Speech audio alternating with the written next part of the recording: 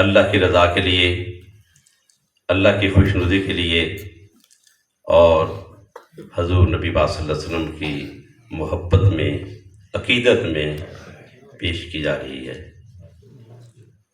تو میں نے جو قرآن پاک کی تلاوت کی ہے، چھوٹی سی آیت مبارکہ،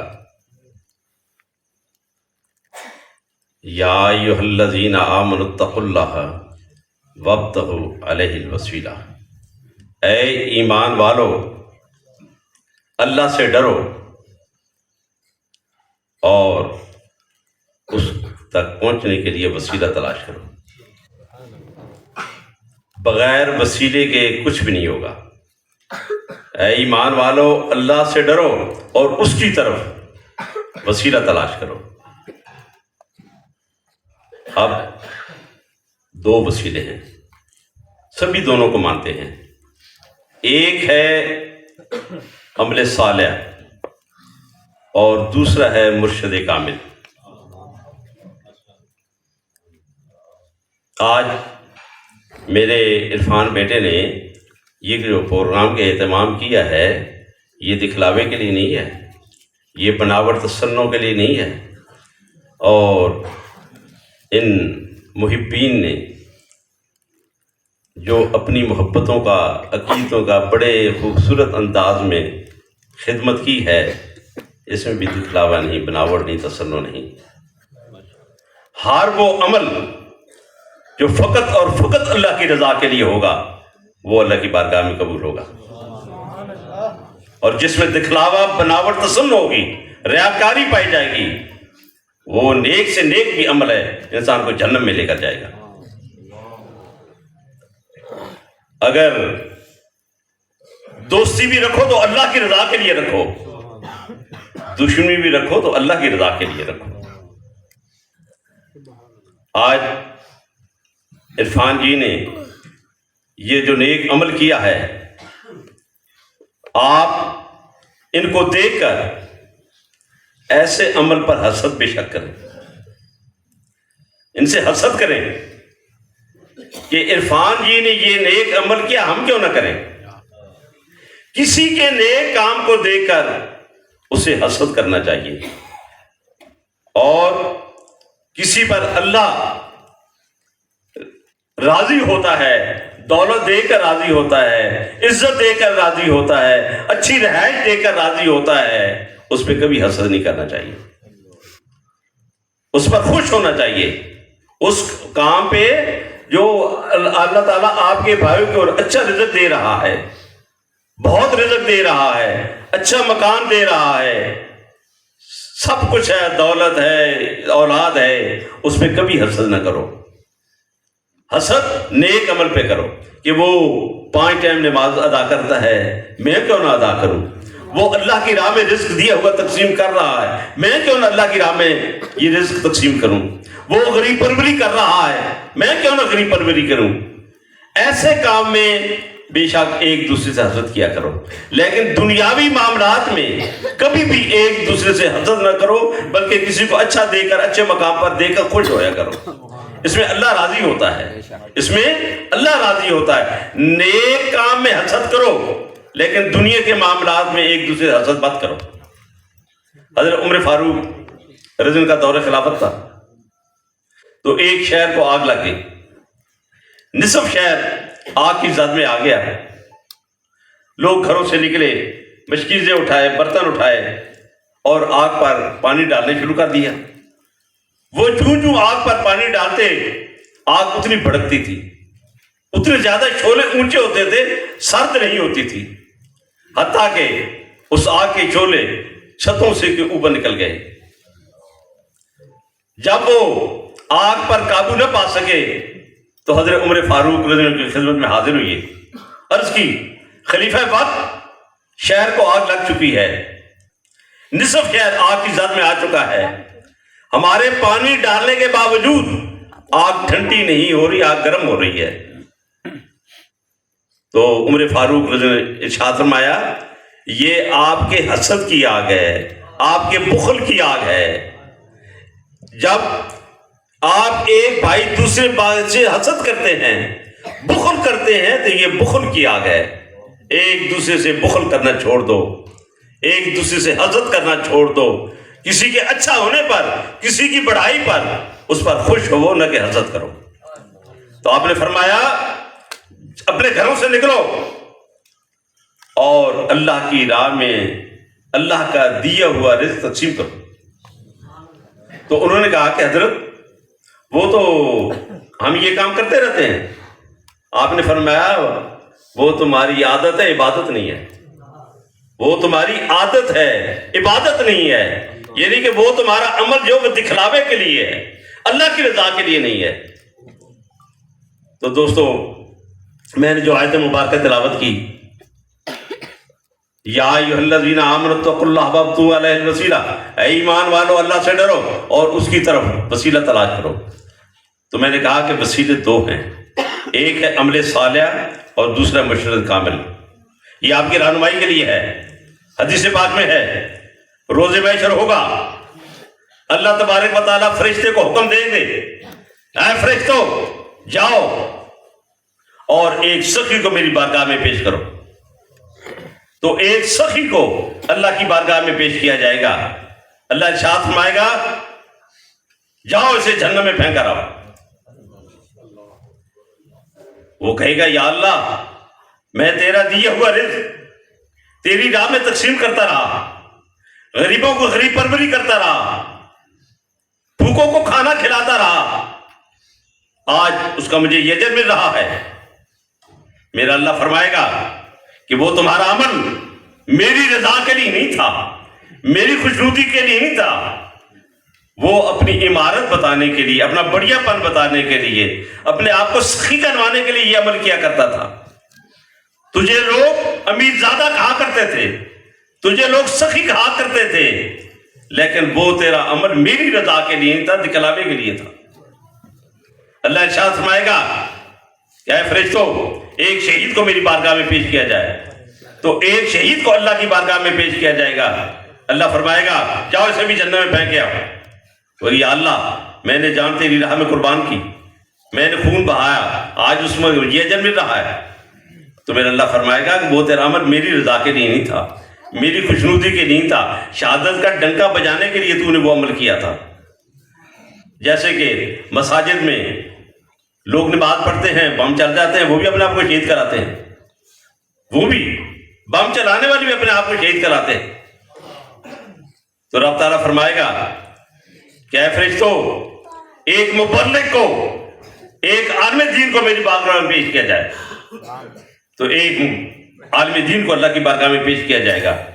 میرا اللہ فرمائے گا جاؤ فرشتہ سے بھی جنت میں پھینک آؤ. یا اللہ میں تے دیا ہوا پیغام لوگوں تک پہنچاتا رہا, پھولے پڑھ کے لوگوں کو راہ راست پہ لاتا رہا, تیری آیات پڑھ پڑھ کر سناتا رہا, آج اس کا مجھے اجر مل رہا ہے. میرا اللہ فرمائے گا اے انسان وہ تیرا عمل میری رضا کے لیے نہیں تھا, میری خوشنودی کے لیے نہیں تھا, میرا پیغام دینے سے پہلے تو قیمت چکا لیا کرتا تھا. میرا پیغام دینے سے پہلے تو قیمت چکا لیا کرتا تھا, اس کے بعد میرا پیغام دیا کرتا تھا. میری قرآن کی آیتیں بعد میں سناتا تھا, قیمت اس کی وصول کر لیا کرتا تھا. آج اس کا میرے پاس کوئی اجر نہیں. تو میرے دوستو ہمارا ہر عمل وہ فقط اور فقط اللہ کی رضا کے لیے ہونی چاہیے. خبردار کوئی ایسا عمل کرو جس میں دکھلاوا یا بناوٹ یا تصنع آئے, یہ آپ کی رہنمائی کے لیے ہے. بس دل میں حب رسول پیدا کرو, محبت رسول پیدا کرو. میرا علی پڑھ رہا تھا شاید یہاں آقا کا گزر ہوئے, شاید نہیں پک ہے میرے آقا کا گزر ہوئے, شاید والی بات قابل قبول نہیں ہے, وہ جس میں شک پڑ جائے وہ نہیں قابل قبول. کلمہ پڑھے لا الہ الا اللہ محمد رسول اللہ, اللہ کے سوا کوئی معبود نہیں, اور حضرت محمد صلی اللہ علیہ وسلم اللہ کے رسول ہیں, آپ بھی ہیں, خدا بھی ہے, خدا کا رسول بھی ہے. جو چلے گئے وہ نہیں, جو چلے گئے وہ نہیں. حضرت ابراہیم وہ ہیں نہیں، وہ تھے. حضرت عیسیٰ علیہ السلام تھے، موسیٰ علیہ السلام تھے. اے خوش قسمتوں، جن کے ہم ہیں وہ ہیں.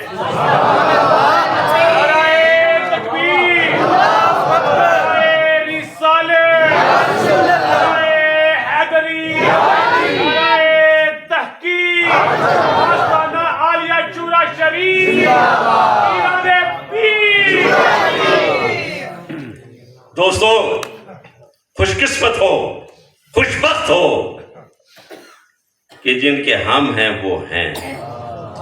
وہ تھے، ہمارے ہیں، ہم شاید کیوں کہیں. اللہ فرماتا ہے جہاں میں ہوں وہاں میرا محبوب بھی ہے. جہاں جہاں میں ہوں، خدا فرماتا ہے جہاں جہاں میں ہوں وہاں میرا رسول بھی ہے. شک والی بات ہے نہیں، پک والی بات ہے. اور حضور نبی پاک صلی اللہ علیہ وسلم کے صحیح امتی بن کر رہو.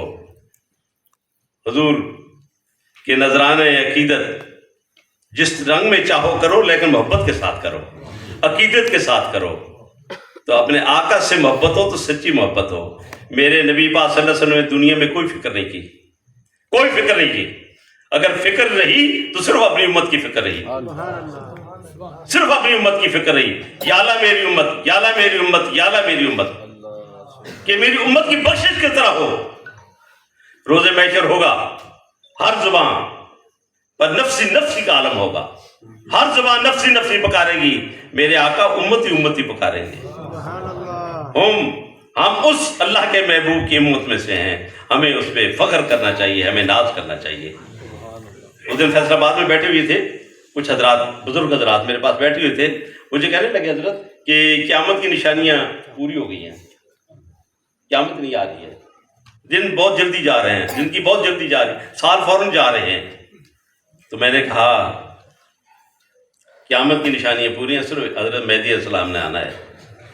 لیکن حضرت مہدی علیہ السلام نے اس وقت تک نہیں آنا ہے جب تک نبی پاک صلی اللہ علیہ وسلم کی امت صدق کے دل سے توبہ نہیں کرے گی. یہ انتظار ہے. میرا اللہ چاہتا ہے کہ میری امت، میرے محبوب کی امت جہنم میں نہ جائے. اور نہ خدا، یہ ہمارا ایمان ہونا چاہیے، نہ ہمارا رب اپنے محبوب کی امت میں بھیجنا چاہتا ہے. میرے آقا کی امت جہنم میں نہیں جائے گی. اب ہمیں توبہ کا ٹائم مل رہا ہے، صرف توبہ کا ٹائم مل رہا ہے کہ نبی پاک صلی اللہ علیہ وسلم کی امت صدق کے دل سے توبہ کر لے. خدا را ہم اپنی زندگیوں کو بدل لیں، اپنی زندگیوں کو تبدیل کر لیں. جو ہمارے اندر کمزوریاں ہیں ہم اپنی کمزوریاں خود تلاش کریں. حسن بیٹا مجھے ملا، میں نے جب اس چہرے کو دیکھا میں نے اسے بوسہ دیا. تو دوستو پیر کا بوسہ ہے. جب انسان صورت میں، سیرت میں اپنے آپ کو بدل لے گا، صدق کے دل سے توبہ کرے گا، تو اللہ تعالیٰ کی ذات اس پہ بہت راضی ہوگی، بہت خوش ہوگی.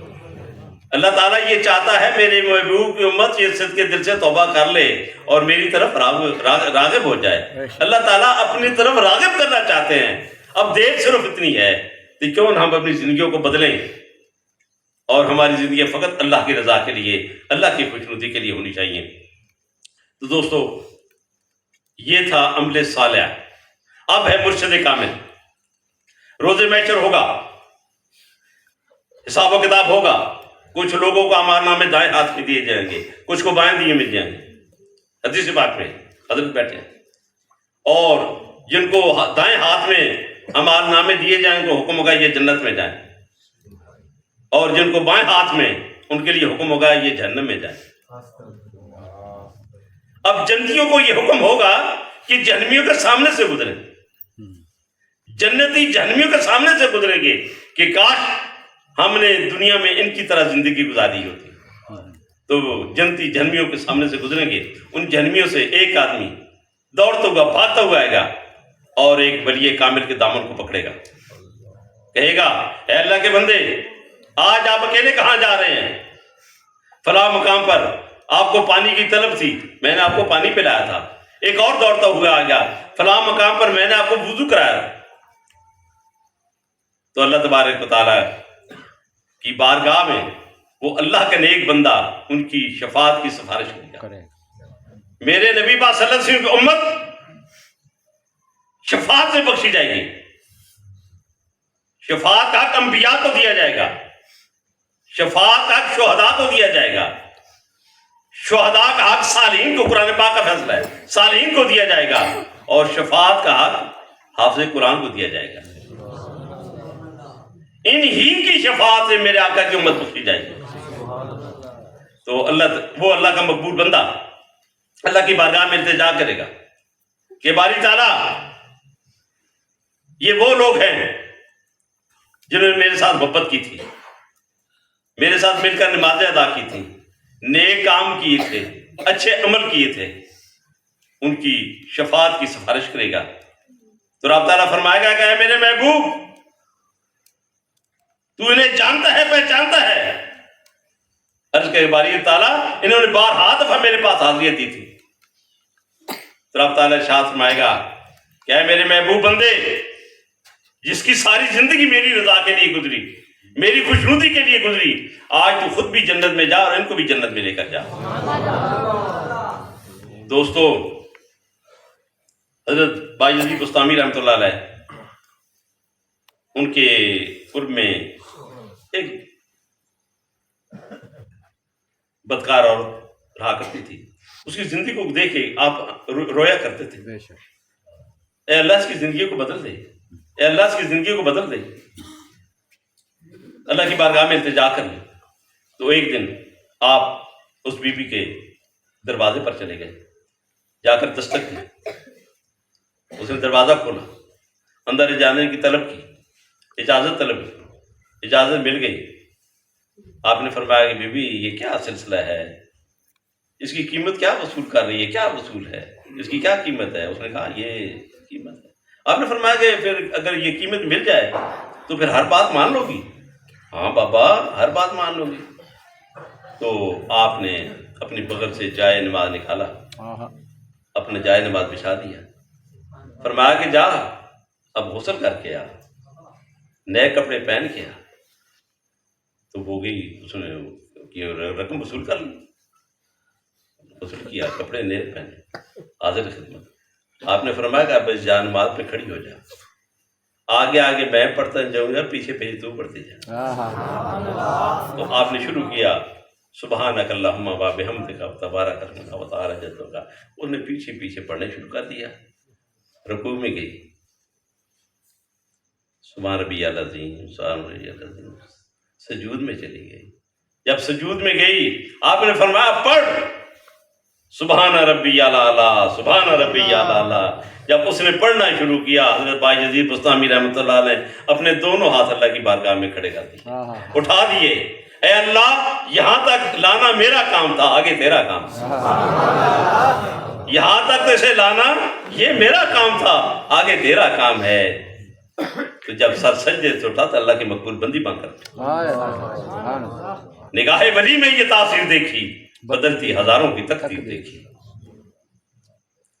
آپ لاہور جاتے ہیں, وہاں ایک بڑی مشہور مسجد ہے, بادشاہی مسجد, تاریخی مسجد ہے, اور ایک دنیا دار کی بنائی مسجد ہے. اللہ کا گھر ہے, خدا کا گھر ہے, اللہ کا گھر ہے, لیکن ایک ٹھیٹ دنیا دار کا بنایا ہوا اللہ کا گھر ہے. وہ ٹھیک ٹائم نماز پہ کھلتا ہے, اس کے بعد سے تالے لگ جاتے ہیں, پھر بند. ٹائم پر کھلا, تالے کھلے, نماز ہو گئی, تالا لگ گیا. اور اسی لاہور شہر میں ایک اور بھی مسجد ہے جو ایک مرد درویش کی بنائی مسجد ہے, حضرت داتا علی حجویری رحمۃ اللہ علیہ کی بنائی ہے. یہ صرف اللہ پاک آپ کو یہ دکھانا چاہتے ہیں, جو دنیا دار بادشاہ کی بنی مسجد ہے وہ ٹائم پر کھلی, اسے تالے لگ گئے. لیکن جو اللہ کے نیک بندے, اللہ کے مقبول بندے کی بنائی مسجد ہے, حضرت داتا علی حجویری بنائی مسجد ہے, وہ بھی اللہ ہی کے گھر ہے, لیکن وہ 24 گھنٹے کھلا ہے. 24 گھنٹے وہاں سجدے ہو رہے ہیں. 24, کوئی ایسا لمحہ نہیں کہ وہاں سجدہ نہ ہو رہا ہو, وہاں تلاوت قرآن پاک 24 گھنٹے میں ایک لمحہ بھی ایسا نہیں جا رہا ہے. تو یہ اللہ تبارک و تعالیٰ ہمیں دکھانا چاہتے ہیں. ہم عرفات جاتے ہیں, مزدلفہ جاتے ہیں, منا جاتے ہیں. کیوں جاتے ہیں؟ عرفات, مزدلفہ, منا ہم کیوں جاتے ہیں؟ وہاں اللہ کے مقبول بندے کا گزر ہوا، اللہ کے مقبول بندے کا گزر ہوا۔ جس مقام پر اللہ کے مقبول بندے کا گزر ہو جائے، یا جس مقام پر اللہ کے مقبول بندے کا مسکن ہو جائے، وہ جگہ تا قیامت نزول رحمت کی جگہ بن جاتی ہے۔ آپ اتنے طویل سفر کر کے چورے شریف جاتے ہیں، کیوں جاتے ہیں؟ اللہ تبارک و تعالیٰ قرآن پاک میں ارشاد فرماتا ہے کہ میری رحمت وہ پوری دنیا پر برابر برس رہی ہے، پوری دنیا پر میری رحمت برابر برس رہی ہے۔ پھر اسی قرآن پاک میں ارشاد ہوتا ہے کہ ان رحمت اللہ قریب من المحسنین، میری جو رحمت ہے وہ میرے محسنین کے قریب ہے۔ ویسے ساری دنیا پہ اللہ کی رحمت ہے، لیکن اللہ یہ بھی فرما رہے ہیں کہ میری جو رحمت ہے وہ میرے محسنین کے قریب ہے۔ ہم اللہ تعالیٰ کی رحمت کو حاصل کرنے کے لیے جاتے ہیں۔ جس مقام پر اللہ کی رحمت حاصل ہوتی ہے وہ دعا کی قبولیت کا مقام ہوتا ہے۔ اللہ تبارک و تعالیٰ نے ایک مقام کو دوسرے مقام پر فضیلت دی ہے۔ آپ نے یہاں نماز ادا کی، ایک نماز کا ثواب ملا۔ حضرت جی کی مسجد میں جہاں ادا کی 27 نماز کا ثواب ملا۔ مدینہ شریف میں ادا کی 50,000 کا ثواب ملا۔ خانہ کعبے میں ادا کی 1,00,000 کا ثواب ملا۔ نماز تو وہی ہے، ادائیں بھی وہی ہیں، الفاظ بھی وہی ہیں، لیکن ایک مقام سے دوسرے مقام پر اللہ تعالیٰ نے فضیلت دے دی ہے، ایک انسان سے دوسرے انسان پر اللہ نے فضیلت دے دی ہے۔ تو میں یہ کہتا ہوں، اس دفعہ چورے شریف صبح کی نماز کے بعد بھی میں نے یہ پیغام دیا تھا کہ جب ہم اللہ کے مقبول بندوں کے پاس جاتے ہیں، ان کی قبر پر جاتے ہیں، ہم ان سے کچھ طلب نہیں کرتے، گناہ صاحب قبر سے ہم کچھ حاصل نہیں کرتے، روحانی فیض حاصل ہوتا ہے۔ اب حسیب بیٹا مجھ سے بیعت ہے، لیکن جب بیعت ہوا میں نے کہا بیٹا خبردار، اس لحاظ سے بیعت ہونا یہ میرا باپ ہے، لیکن روحانی فیض حضرت داتا علی حجویری رحمۃ اللہ علیہ سے حاصل ہو رہا ہے، خوب ہو رہا ہے۔ وہ 24 گھنٹے داتا علی حجویری کی محبت میں اپنی زندگی گزارے وہ بچہ۔ تو میں نے کہا کہ جب ہم اللہ کے نیک بندوں کے مقبول بندوں کے مزار پہ جاتے ہیں تو دعا کرتے ہیں، ہمارے جو ہاتھ اٹھتے ہیں یہ اللہ کی بارگاہ میں اٹھتے ہیں، کسی کے آگے نہیں اٹھتے، کسی انسان کے آگے نہیں اٹھتے، کسی صاحب قبر کے آگے نہیں اٹھتے۔ ہمارے ہاتھ جب اٹھتے ہیں تو اللہ کی بارگاہ میں اٹھتے ہیں۔ میں اکثر نوجوانوں کو کہتا ہوں کہ یہ دعا کیا ہے، یہ جو ہم ہاتھ اٹھاتے ہیں یہ نبی پاک صلی اللہ علیہ وسلم کا فرمان ہے، جب اپنے رب سے مانگو تو اس کے آگے ہاتھ پھیلاؤ، اپنے رب کے آگے ہاتھ پھیلاؤ، اور کسی کے آگے نہیں، اپنے رب کے آگے ہاتھ پھیلاؤ۔ تو جب ہم یہ ہاتھ پھیلاتے ہیں تو اللہ کی ذات کے آگے ہاتھ پھیلاتے ہیں۔ تو میں نوجوانوں کو یہ پیغام دیتا ہوں کہ یہ دعا، یہ نبی پاک نے ہمیں طریقہ بتایا اللہ تعالیٰ سے مانگنے کا۔ دعا اور بد دعا کیا ہے؟ دعا اور بد دعا کیا ہے؟ نوجوان بچوں، دعا یہ ہے کہ اپنے والدین کے دل کو راضی رکھو، اپنے والدین کے دل کو خوش رکھو، یہ سب سے بڑی دعا ہے۔ اور اپنے والدین کے دل کو ناراض کرنا، ان کے دل کو دکھانا، یہ بد دعا ہے۔ بس دعا اور بد دعا یہ ہے۔ کسی اللہ کے نیک بندے سے محبت کرو گے، دل راضی ہوگا، دل خوش ہوگا، یہ دعا ہے۔ کسی غریب مسکین کے دل کو دکھا دو گے، یہ بد دعا ہے۔ کسی کے دل کو راضی رکھنا، بالخصوص اپنے والدین، یہ سب سے بڑی دعا ہے، اور ان کے دل کو ناراض کرنا یہ بد دعا ہے۔ یہی دعا اور بد دعا ہے۔ تو جب ہم اللہ کے مقبول بندوں کے قبر پر جاتے ہیں تو میں کہتا ہوں کہ اللہ کی بارگاہ میں ان کی اچھی زندگی، ان کی نیک زندگی، ان کے نیک اعمال کا وسیلہ اللہ کی بارگاہ میں پیش کیا کرو۔ اللہ کی بارگاہ میں ان نیک بندوں کی زندگی کا وسیلہ، ان کی عبادات، ریاضات، ان کی زندگی، وہ لمحات جو اللہ کی یاد میں گزرے، ان لمحات کا وسیلہ اللہ کی بارگاہ میں پیش کیا کرو، کیونکہ وسیلے کو رب بھی مانتا ہے۔ جس طرح میں نے آیت پڑھی، اللہ بھی وسیلے کو مانتا ہے، اللہ کا رسول بھی وسیلے کو مانتا ہے۔ حضور نبی پاک صلی اللہ علیہ وسلم پر جب وقت آخرت آیا تو آپ نے اپنا جبہ مبارک حضرت علی کرم الوجہ کو دیا، کہ جاؤ کرن میں ایک اویس نامی شخص ہوگا اور اسے میرا جا کے جبہ پیش کرنا، اور اویس کرنی سے کہنا کہ میرے جبے کو سامنے رکھ کر میری امت کی بخشش کی دعا کیا کرنا۔ اب اللہ کی بارگاہ میں اس جبے کو وسیلہ پیش کیا گیا۔ تو دوستو ہم وسیلے کے قائل ہیں، تو یہ بھی آپ سب کے مل بیٹھنے کا ایک وسیلہ ہے۔ وسیلہ ہے میرا عرفان بیٹا بن گیا، آپ کو یہ نیک اچھی محفل میں بیٹھنے کا ٹائم مل گیا۔ یقین کیجیے آپ کی زندگی کے یہ خوبصورت لمحات ہیں، یہ بہترین لمحات ہیں جو آپ یہاں بیٹھ کر گزار رہے ہیں۔ گلیوں میں، بازاروں میں، ہوٹلوں میں گزارنے سے یہ لمحات بہتر ہیں۔ آپ اللہ اور اللہ کے رسول کا ذکر سن رہے ہیں، آپ اللہ اور اس کے رسول صلی اللہ علیہ وسلم کی محبت میں بیٹھے ہوئے ہیں۔ میرے عرفان جی نے آج اپنے اس گھر کو اور آپ سب نے یہاں بیٹھ کر اپنی محبتوں عقیدتوں کا اظہار کر کے اس جگہ کو روز محشر اپنے لیے گواہ بنا لیا ہے۔ اس گھر کو، اس زمین کو روز محشر آپ سب نے، میرے عرفان جی نے روز محشر اپنے لیے گواہ بنا لیا۔ یوم اذن تحدث اخبارہا، اللہ تبارک و تعالیٰ روز محشر اس زمین کو قوتی گویائی بخشیں گے، یہ زمین بولے گی اور ہمارے حق میں گواہی دے گی۔